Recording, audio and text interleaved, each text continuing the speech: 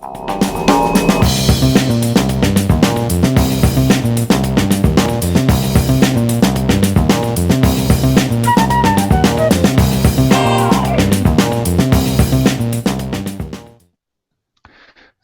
and we are live with this episode of the State of Mirrorless. Today our guest is street photographer Marie Laigneau, who is, am I right, you are another French expat? I think you are the second French expat that we interviewed so far, the first one being your friend Valérie Jourdain. Ah, you interviewed Valerie, that's pretty good. Yes. And, I will actually meet Valerie in person in 3 weeks from now in Rome. Perfect. Well, I'm sure you're going to enjoy the time with Valerie. She's really fantastic. But we are here to talk about you, not about Valerie, who is some person anyway, but you are our guest today. And as always, our other guest is Mathieu Gasquet from beautiful sunny Wales. Well, not so sunny today, but yeah. Hello, everyone. Hi, Mathieu. Yeah, it was actually a miserable day, so. Okay, never mind. You do whatever you can do, you know. And so Mathieu is another expat, French, half Italian, half French, who recently moved to Wales. And what about you, Marie? I understand you are French, right? And you were for a while in Chicago. Now you are in London. Can you tell a bit about your life, your traveling existence? Yes, well, my traveling existence is really only due to my husband. My whole traveling life, so first going from France to London and then London to Chicago, then coming back to London, is actually a result from my husband going to be a consultant in economy first in London, and then he did a PhD in Chicago, and then he got a job, so we moved back to London. So this is why we're moving back and forth, but we're still staying in English-speaking countries. I think I'm never going to come back to France. That's too bad. Oh, it's a good thing for me. I can imagine. So aside from this, how did you get started in photography and in street photography in particular? Well, I started, you know, like everybody else. So I started taking pictures of everything. It was not street photography specifically. It was pictures of when I was traveling. So I was using my DSLR and I was literally shooting absolutely every angles of every city, including people. But also, you know, it could be like the lights through the door of a building, or it could be an interesting angle, or it could be like a super great flower. could have been absolutely everything. And then slowly, when I moved to Chicago, I started to really focus my interest on street photography. And that came out of meeting a lot of people on Google+, and actually figuring out that I was actually good at street photography, and that, you know, it seems like it was more interesting to me, it was a better match. I felt like I was creating unique pictures by actually taking people in the city. And so very quickly after this point, it became like my major interest. Did the city of Chicago inspire you somehow, or the people there, or was just a coincidence? Yeah, I don't know. Well, I thought first, you know, until I moved to Chicago, I thought that most of my pictures would be taken when I was traveling, because this is when I was inspired. Mm-hmm. Then in Chicago, this combination of, you know, of meeting other photographers through social media, basically, and Google+ in particular, and the fact that Chicago is quite an amazing city, it's true for street photography. I started to see stories everywhere. Like I was going out like on my own neighborhood and I was seeing stories. I was actually going in the core, in the center of Chicago, and then I was seeing this wonderful architecture, and I really wanted to have people in it. So it's a combination of both. I think Chicago was really important in getting me to see the stories everywhere as a start, but hopefully not as an end. So you've become quite popular with your photography. Was that largely as a result of your involvement in social media? No, I don't know if I'm very popular. I don't think I am. I just share pictures, and then I yeah, I mean it's mostly social media, and then just I was lucky in Chicago. I did a few exhibitions in the U.S., and then it's true that Facebook, Google Plus, etc. have given me a lot of opportunities. Strangely, people have started to contact me, and they want to do interviews, or they were pointing me out to an opportunity for an exhibition. And Chris asked me to present last year to the Out of Chicago conference, and that started a lot of things for me. But yes, I mean I don't do any other type of marketing, so I suppose it must be social media. Yeah, definitely. And well, I would say it's the quality of your work that obviously shines through. And but what I wanted to understand, and I think you answered that, is that uh, your fame, so to speak, derived from your exposure in social media. You weren't already an established photographer.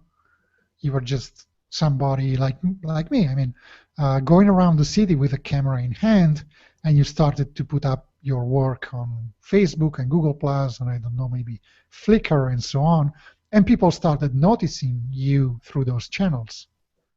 Am I right? It's a little more complicated. I think I grew up with social media. I mean, social media changed me as a photographer.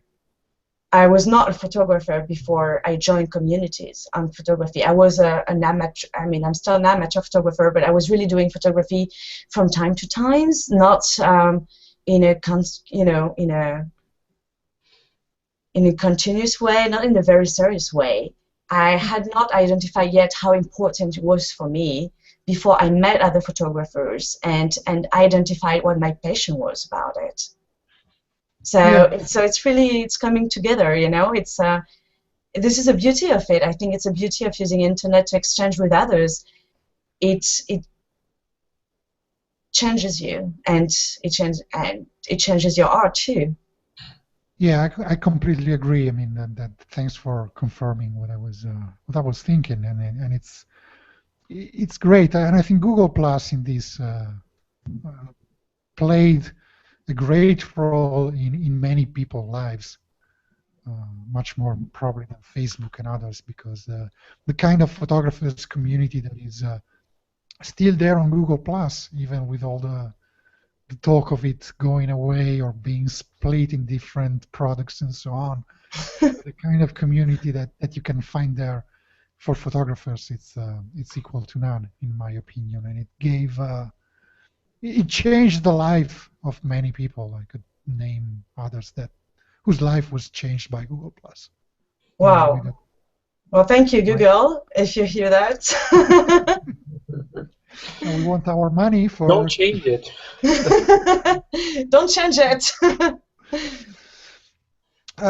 So now you went from being someone who just likes going around the city with a camera in hand and shooting people and cats and flowers to somebody who has published books and is running workshops and is speaking at conferences and so on. Now it seems to me like you are focusing on a kind of educational career or type of approach to photography with your books, your workshops, and so on. Is that something that was in your your DNA even before you like just to tell people about to teach people to make them grow, or is it again something that started more recently? So I'm going to tell you what is in my DNA. I don't think I have a vocation to be a teacher, but I do have a vocation to explain things, mm-hmm. to figure out things, and then actually to share them so that people can understand them. And that is actually my job, my day job. I'm a strategist, so I figure out problems and then I explain them in a simple way, and I help identify solution.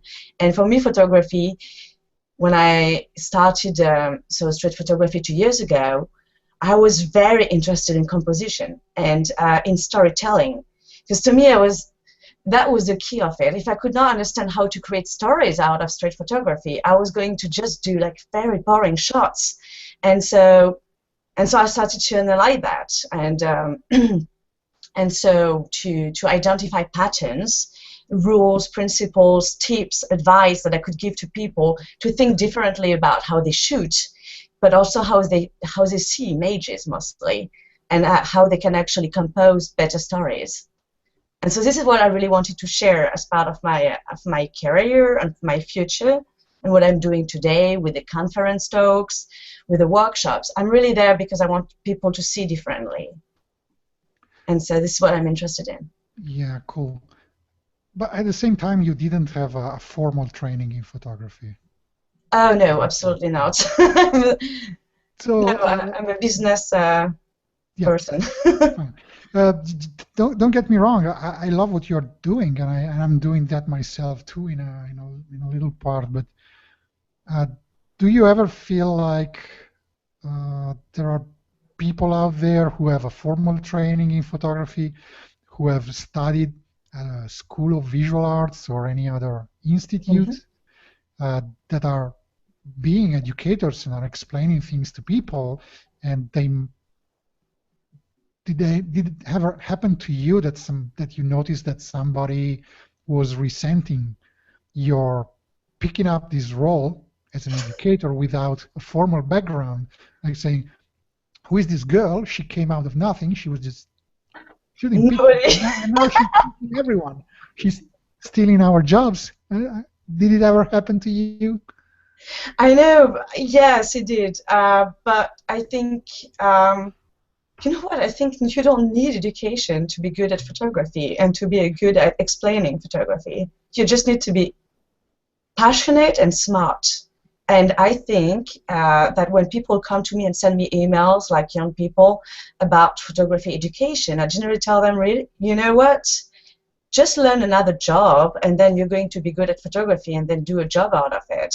I'm not sure that learning art actually makes you a much better teacher in photography, because you just need to be relating to what people need and what type of advice they need, and understanding, you know, how best you can help them. So I'm sure if you have studied art, you will see a lot of subtleties. You will be able to see that, you know, there are recurring patterns into what people do today that were present in certain types of arts, etc. So, but I don't know if that's a necessary argument for a class, or, you know, I think it's just two different types of education. I think both type of people can bring very interesting things on there to people interested in photography. And I don't really think that I compete with them on that. Yeah, cool. Mathieu, do you have any insights about this? Well, I think it's an interesting topic.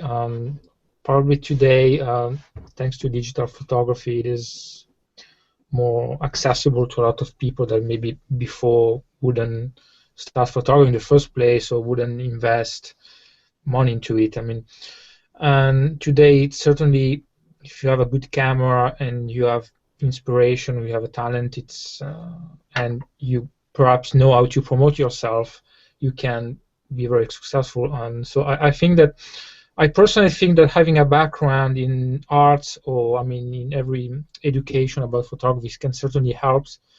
But it's true that today, if you have talent and you know how to promote yourself, and it's interesting the fact that the social media help you a lot with this, because it's running a website and having a lot of being very active on social media as well. I can see how powerful it's becoming each day more. I mean, it's I think that in the next year, social media will be probably more important than anything else. And I know many photographers that actually started a career thanks to social media, or gathered the most important clients they got, it was through social media. So it has a very powerful impact on your business if you know how to deal with it. which is not easy. I mean, I see a lot of people that use social media the wrong way. But those who really understand how to use them, and the fact, for example, I don't know, actually, for us, it's Twitter that works the best at the moment. And for example, what's nice about Twitter is actually what the error that a lot of people do about Twitter is that they only share their stuff. If they have a website or they have a photography website or business, they will only share what they did. But with Twitter, actually, it's more important to share what other people do and not just your work. And that's how you really build an important group of followers. I mean, in May we will hold the third London Walk with another group of photographers, and it's something that was born on Twitter, really. Thanks to Twitter, we met a lot of people, and at a certain point we decided, let's do a photo walk. We chose London because it is one of the most easiest destination to even by plane. And there are people coming from Spain, people coming from Netherlands, and it all was built with Twitter, really. So I mean, that's really potential in that. If you know how to use it and you use it, as you said, in a smart way, I think that it can work fine. So I think it's just, I think it's a new way of probably deal with business and be successful in a business. And before there wasn't this opportunity, so you had to go on other ways. But I do think as well that you can actually reach a certain education by yourself, that you don't necessarily need to go through a formal education to be able to have enough of an understanding of the rules of compositions, of what masters have done before, so that you can actually share that knowledge too. And if you have something interesting to say, and if people care, and if they think they learn, through you, it would be just a shame not to continue sharing just because you don't think you have the capacity to do so. So to come back to between the formal training versus non-formal training, and I'm not even sure that Valerie has a formal training, but I would say she's a master teacher, and her skills doesn't really lie in understanding like how photography relates to art, and how the laws of perceptions are being disturbed or not disturbed, etc. I mean, I don't know if she knows about Gestalt theory, but she definitely knows how to make people feel confident and at ease, like when she does a workshop, and she knows how to inspire them. And I think in a way, this is what she's teaching: workshops, live practice, not formal education. So, I think it's different. Absolutely, absolutely. I love this insight. So, speaking of education again, you have published a few books. I don't know exactly how many. Actually, I have to admit I only read one of your books. It's on my street photography bookshelf. But I think you have published more. Can you tell us a bit about your books? So technically, I have published 2 photo books, so that are just about photos, which were a major piece of my work that I wanted to share. And I've published 1 book, which is actually about storytelling in photography, how to create greater impact with your images. And that was actually coming out of the Out of Chicago conference first talk that I did last year, where I decided that the presentation had taken, was a synthesis of a lot of things that I had been sharing previously, thoughts, articulation of new ideas, etc., thinking about building tension, thinking of the role of light in transforming your photography, etc. And so I decided to share it with more people than the few people that could attend the Out of Chicago conference, and to create an ebook out of it.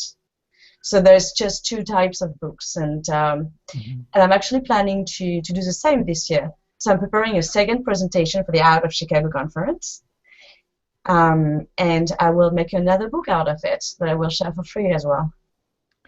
Yeah, and your books are, at least the one that you were referring to, is free. That's great. Very generous of you to offer it for free. Is there any particular tip or suggestion, maybe taken from your book, that you wanted to give to people who are starting in street photography or want to get better at street photography? I mean, I think I hear a lot of, oh, I was told not to do this, not to do that, not to do this. And I would start by taking a step back.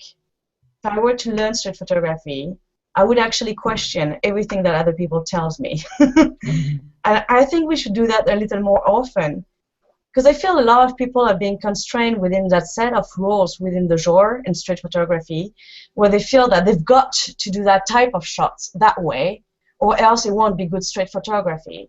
And generally, once I tell them, you know what, it's your vision, it's your work, it's you who are creating pictures here. Just do whatever the fuck you want. Don't even care if it's whether it's street photography or not is not even a concept. What you're creating is yours. And if you feel you want to do something a little more abstract, if you want to do something which actually breaks some of the rules of street photography, well, try it, experiment. Don't be forced to follow what everybody else is telling you to do. That would be my first advice. Such as, I don't know, like use an f-stop, which is 2 point. I've heard some people telling me, don't use a large aperture for street photography. This is like, okay. Why so? Because you need to have everything in focus. Certainly not. It depends on what you want to show. And I would argue that you can do exactly the contrary and have amazing pictures. So that. Secondly, I would say, you know what? It's a long process to learn to be fearless in street photography. It takes a lot of effort and practice to get close to people, if that's what you want to do. And no one can teach you how to do so, but you, at some point, going there and thinking in your mind that nothing bad can happen out of it. And that the worst that can happen is that someone gets a little upset and then you smile and say sorry, you delete the picture and you move away. So, but it took me a lot of time to get there too. So you just need to be persevering, and you'll find that it becomes easier and easier. I can absolutely relate to the first point you made. I've been having many discussions with people in online forums, with people that I started calling the gatekeepers of street photography. And that doesn't apply only to street photography, it applies also to other genres, but that's particularly prevalent in street photography circles, where people think they are the gatekeepers of street photography, and they will go around telling people, this is not street photography. Street photography is this, and what you are doing is reportage. Or Cartier-Bresson was not doing street photography. Whoever told you Cartier-Bresson was doing street photography? And you should never, ever, ever use a long tele to do street photography. That's not allowed in any way. And I start getting really upset and say, oh, give me a break. Exactly, and I think you're right. It's particularly true of street photography, which has so many laws and so many people thinking that they know better, that just want to constrain you within their limited world. But I think if you want to innovate, if you want to be really true to you and find your own space, within their space, you need to be considering what works for you, and you need to be experimenting in order to know that.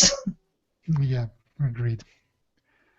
I think that, I mean, I'm not a big expert in street photography nor the history of street photography, but I think that it's also one of these genres that changes with time. And I mean, what was street photography 50 years ago, I think is very different than street photography today, as photography naturally evolved. And I mean, today I see some street photographers that use the Wi-Fi function of the cameras to use the smartphone to compose the picture, so that they're doing something else. They're just checking the email on the smartphone, but in reality they're taking a picture, so that can be even more invisible and not be noticed by anyone. So I mean, probably that is something that the purist of street photographers would probably hate to see or hearing someone working like that. But I mean, in the end, it's just photography evolves, and I think the genres evolves as well, and you just learn new tips and tricks, or simply say, oh, I can do this, that's differently. I mean,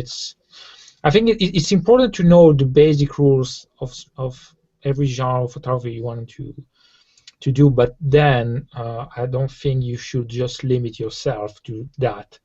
Right. So what I think is actually, you're absolutely right. I think, and I wrote an article about this, even the basic rules of composition, for instance. You need, to me, it's not about following the rules versus not following them. It's understanding what it means to not follow them. So what is it, why do we have those rules in the first place, and what does it mean to break them? And if you understand the impact of breaking them, you can break them in a purposeful way. You know, it's about understanding what they were there for and interpret them. So instead of following them stupidly. And I keep telling people that when they ask me, you know, if they should use the rule of third, etc. I was like, first, yes, of course. And if you want to do something completely imbalanced, just never do it, you know. Just decide what you want to be, what emotions and what impact you want to have with your picture. What is the story that you're telling? And based on that, decide what you need to make it work. So that you will, you know, eventually be using those rules in a meaningful way. No, I agree. I mean, I have a background in cinema. I did a cinema school when I was younger, and we learned a lot about composition then. And of course, when you're shooting a movie, you basically compose, and you can control all the elements, so it's different. But I think that there's a similar process of learning, because at the beginning you're all the basic rules, the classic rules of, and there's third, there's also the rules are the same, because I mean in the end it's photography or film, but the composition, the rules are very similar. But then you start to analyze all these great movies shot by these great directors, and you just learn that all these basic composition were break a lot of times, and that's what made those films great. So I mean, it's I think it's as I said, it's nice to know them, but then you can move to something else, and that's when it becomes really interesting, in my opinion. Yes, I agree. Actually, I followed cinema classes as well when I was in business school, and so I thought like analysis films actually was very interesting, because there's a lot of similarity because we analyze an image and then you analyze additional dimensions, as you were saying. But to me, like, if you can analyze a film, which we did, then you can analyze an image. That comes, you know, one comes from the other. The other is like just a small part of the first one. And totally, yes, totally agree with you. Great. So our show is about gear, is about cameras. All right. Oh no, it's not about composition. It's not about composition. No. Because this is a great conversation, and it's. That was just the introduction. It is all to explain why we use a certain equipment the way we do. Now, well, you can read my book if you want to know more.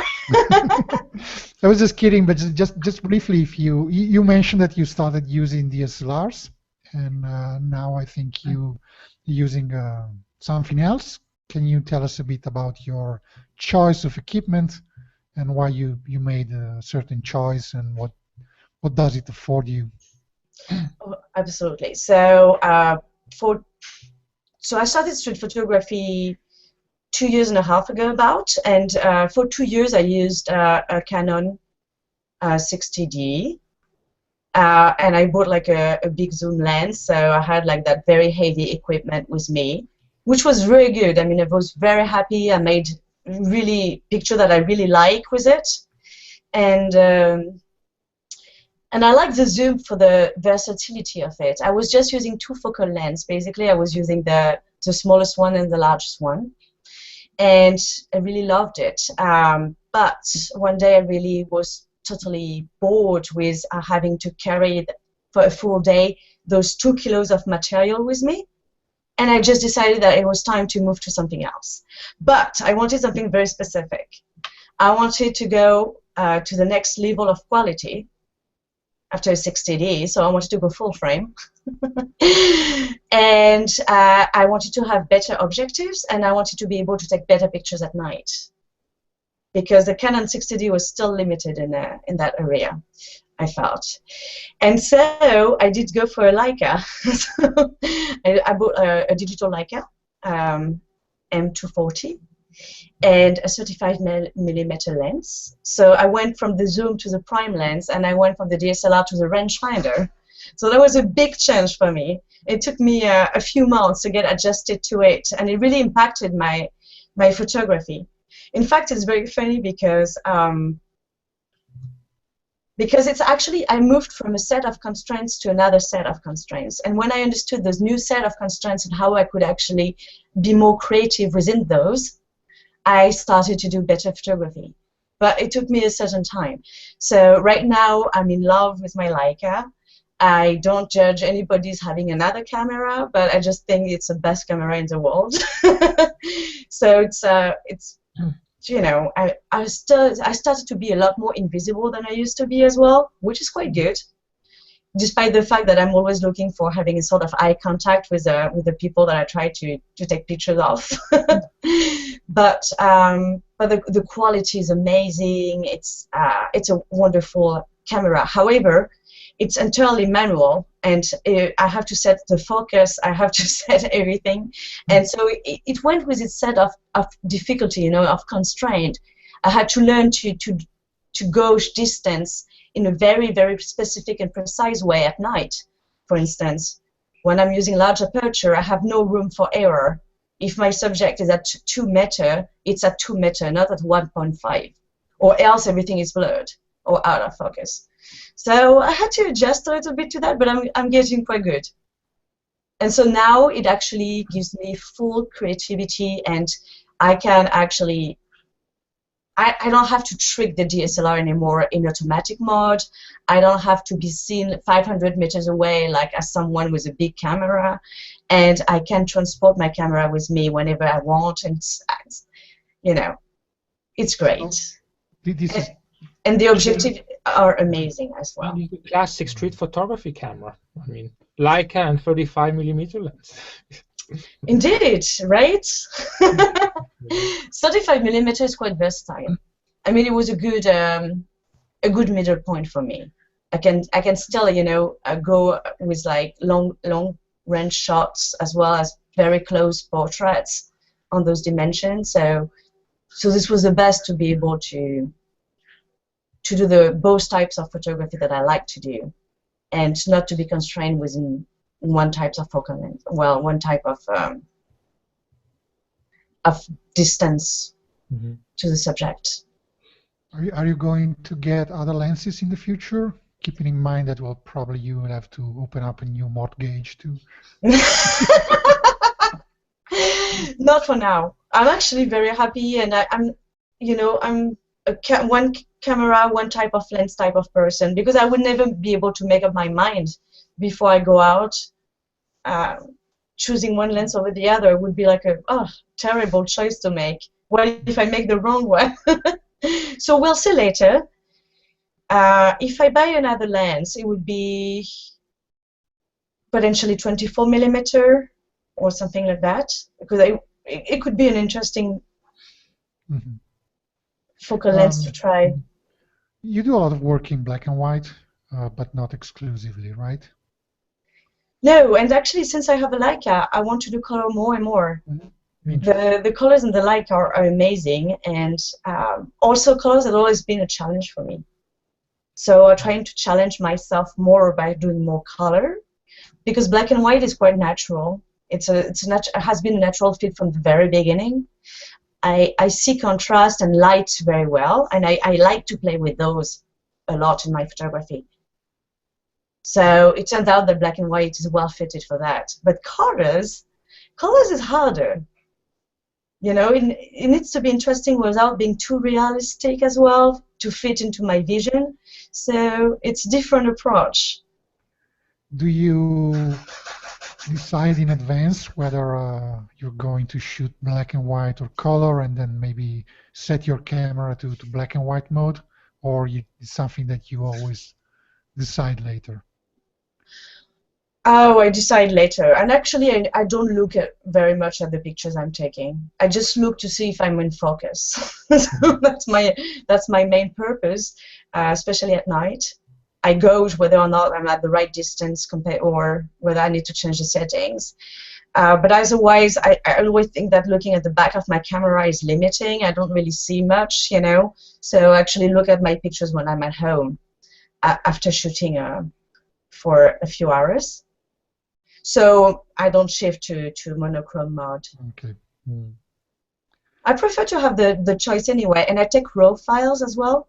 I shoot in RAW always, so that I can always correct if my exposure is wrong, or just I have more data and some more room to play around after that. So you are fine with doing a bit or a bit more of post-processing on the computer? Yes, especially when I take pictures of this when the sun is coming directly at me, for instance. Mm-hmm. I'm bound to make the wrong settings when it comes to light metering, you know, and that's okay. This is fine. I can correct that in post, but I also like to be able to have as much data as I can get on my original file, so that, you know, I rarely. I actually keep. You know what? The more I shoot, the more I see what is in the viewfinder without looking through the viewfinder. So I look through the viewfinder, but I already know what I'm taking, what the borders of the frame are going to be, and this is what I want to take. So that makes me, you know, I don't need to crop so much anymore because of that reason. Because most of all, what I have seen is what I wanted to take. I do crop sometimes when it needs to, and I have no problem with that.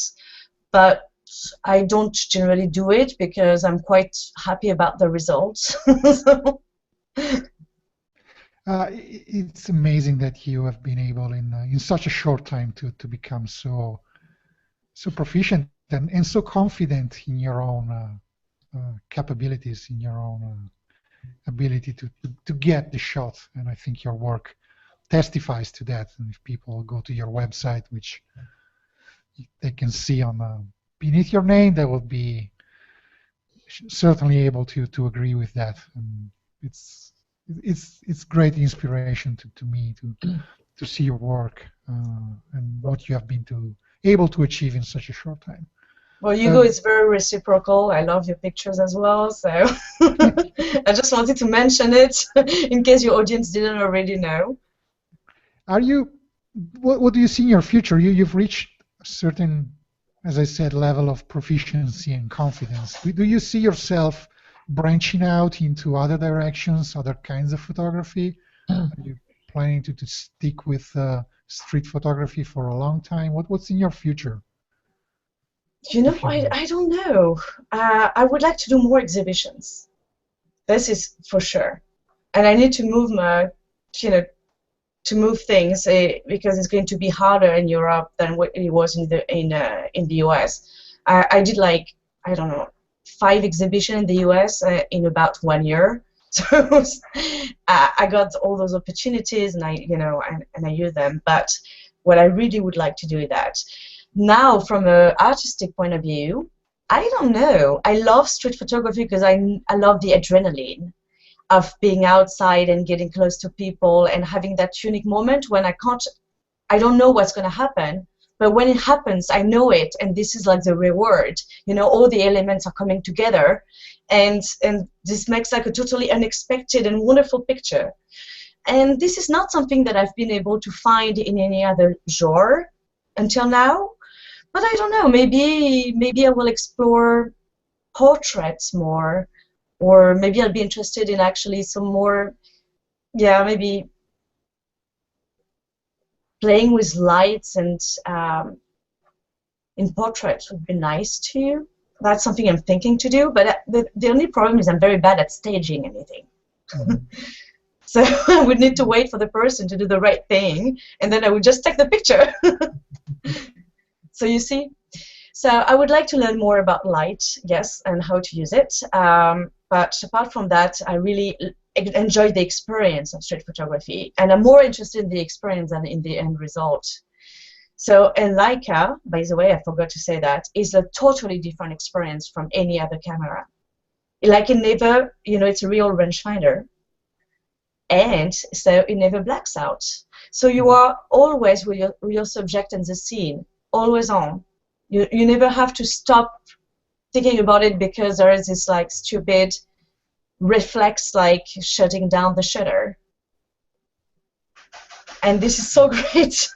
So this adds on to everything I like about it. Is there anything that you miss from your DSLR? Some situation where you thought, oh, if I had my Canon with me now, I could take that shot? Nope. No, okay, there's one thing. I had a 17mm zoom. So it was starting at 17mm, but it was cropped. So it was 24mm full frame equivalent. And I miss having that distance sometimes where I could actually take more of the frame, you know, just because I really did some good shots with that focal lens. And so I miss it sometimes. I miss the fact that 35mm is 35mm, and whatever you say, you know, it's a set focal length, and I liked having this versatility. But I don't like the fact that it was so heavy and so visible. So most of the time I don't miss it. But they say once you try Leica, you can go back. So no, actually, you can't. I will receive one next week for an article I'm preparing for my website. It's not mine. Unfortunately, I have to send it back, but I'll be curious to see if it has the same effect on me as well. It's actually very hard to use if you're using real rangefinders for the first time. It's a different way to find the focus. It's an interesting way. Yeah, I used them a couple of times, but I never did some specific project with it, or never used them for like 2 weeks every day. So I'd be curious to see what the experience would bring. I think it's going to be a good experience. I think you're going to enjoy it, but be careful because a lot of people like told me, "Oh, Leica is not for me," and then 1 month later, I saw them. Okay, I bought one. After they tried it out. It's addictive. I think my girlfriend will keep me out of the danger zone for that. I hope.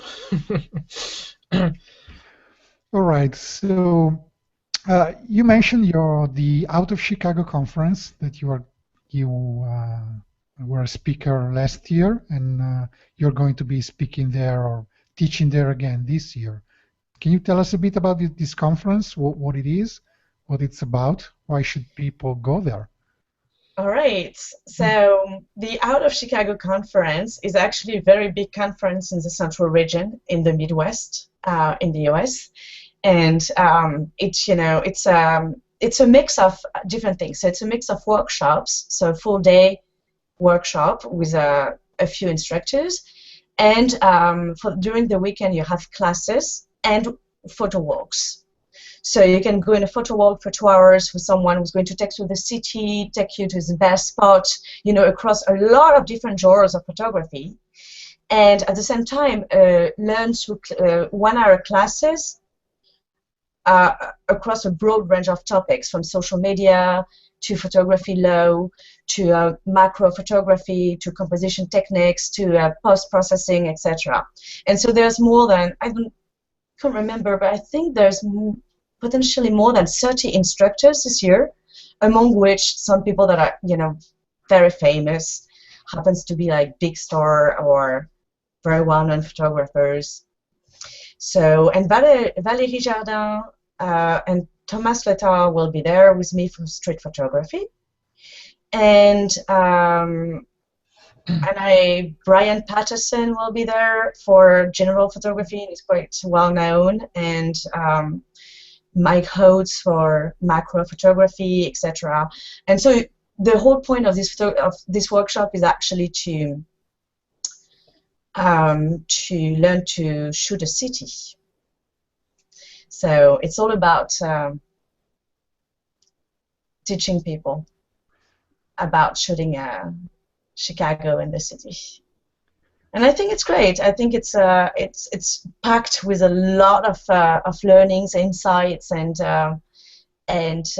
practicing experience that you can't get anywhere, because you have that diversity of teachers there that really make a difference. I was trying to bring up the website on my screen, but I'm having some trouble with some of it. It's not downloading. So anyway, well, outofchicago.com. What are the dates? So it is end of June. So let me look. It's 27th, 28th of June, but there are some workshops on the 24th and 25th as well. So, and on this occasion, I'm doing 2 workshops, but they're already full, unfortunately. And actually also giving 2 classes. Yeah, about what? What are your workshops and classes? The workshops are about learning to do street photography in Chicago. So it's full-day workshops, typical workshops. So you would have a presentation, then you would go on the street and shoot with one-on-one advice, etc. Then we will all go back and do a critique and feedback session, where we would actually, look at each other's pictures, choose the best one, and actually start talking about what's working, what could be improved, etc. And the classes are about storytelling. So I'm doing the class that I did last year in the Out of Chicago conference, so the one for which I did a book, and I'm creating a new one about learning to integrate city and human elements in pictures to tell more impactful stories. So talking about those different, distinct aspects of thinking about converging elements, how urban can actually support street portraits, how you can, on the other hand, integrate the human elements into visual street landscape, etc. So thinking about that. I should probably attend that. I tend to, when I'm doing, I don't do much street photography. I do a bit. Valerie is one of my mentors in that respect, but I tend, when I'm focusing on people, I tend not to notice what's around them. So it would benefit me to attend that, to learn to integrate people into the urban landscape. I do think that most of the street photography we do is intuitive. We don't have time to think. We have to take the picture. But I do think that it's an entire process to teach your intuition to work. And this is by actually learning and analyzing your own pictures afterward makes a whole difference. If you can actually take on a few of the concepts, understand better what works, what are the things that you should be thinking about when you see, or how you can see differently, a similar scene or different angles, etc. Then when you will be faced with that situation, you will take a better pictures just because you've been assimilating all that knowledge. So I think it's both ways. It's both practicing, and then it's actually taking the time to analyze your work and think, okay, what could have been better here? How could I have been bringing more context to that portrait? Or what if that person would have moved a little further on the screen? Would that have had a better impact? And then the next time you will know. You will just take a better picture. Sure. All right, so we are almost at the top of the hour, even though we didn't set a specific time limit, but I don't want to keep you busy for longer than necessary, even though it's been a great conversation. Really, really appreciated your insights on street photography and photography in general, and your, going back to the gear topic, your opinions about why you chose a specific kind of camera, and not just a brand, but even a kind of rangefinder. Is there anything else that you would like our viewers to know about you or in general? No, I just want to tell you that I'm very, very, very happy that I had the chance to talk to you guys. And I really appreciate our conversation today. And I think what you're doing is really great. So I hope that we're going to see each other in the future. Ugo and Mathieu. I sure hope. We live a bit closer than we used to. Maybe there will be a chance. I'm going to Well, I come to the UK once in a while, so maybe there will be. Well, if you come, guys, just let me know, and I'll show you a few tips to do the best street photography in London. So deal. That would be great. Where can people find you online? So the best way to find me online is both on my website, marielaigneau.com, as well as on social media. It's another way to reach me, so I'm on Facebook and Google+. And this is where I post my day-to-day work, so don't judge.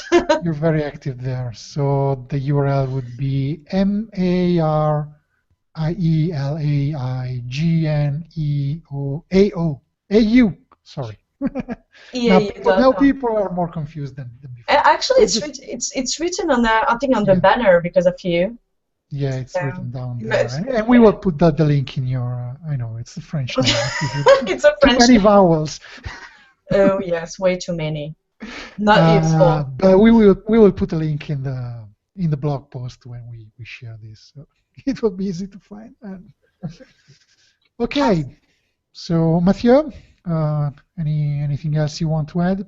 Well, just a last thing, actually. When I was looking at Marie's website, there's a gallery with rain as the main topic, and I find that really interesting because actually I wrote an article about that, saying that even when it's raining outside, it can be still you can still find some interesting thing to photograph. And I was just wanted to ask you, it's something you do often, even. You never care about the weather. You just go on the streets and photograph. Or you sometimes look for something. Yes, it's exactly that. I do care when it's really gray and nothing's happening, because this is going to be more difficult. But whatever other type of weather, when it's snowing, when it's raining, when it's foggy, when it's sunny, whatever, when it's -20, I still go. I go because this is an opportunity to get amazing pictures and very moody and atmospheric pictures. And I think I would actually encourage all of you to go when it rains. It's amazing how you can get those reflections on the street and these umbrellas, and it's a different world, and it's really one to investigate. Actually, one of my favorite moments is just after the rain. And if you're lucky enough to have some sun going through the cloud just after a big heavy rain, that's where you can get really nice reflections. But yeah, it's interesting to really find inspiration even in weather conditions that usually don't encourage photographers to go outside. So I find that interesting. Well, thank you. I'm a fan of umbrellas. I have to tell you. It's my secret obsession. Yeah, I was just sharing your gallery on the screen. All right, so thanks for being with us tonight. Thank you so much. Hope to see you soon again. It was a great conversation, and thank you, Mathieu, as well. Thank you, Ugo. See you next Bye. time. Thanks a lot, guys. Ciao, ciao. Ciao.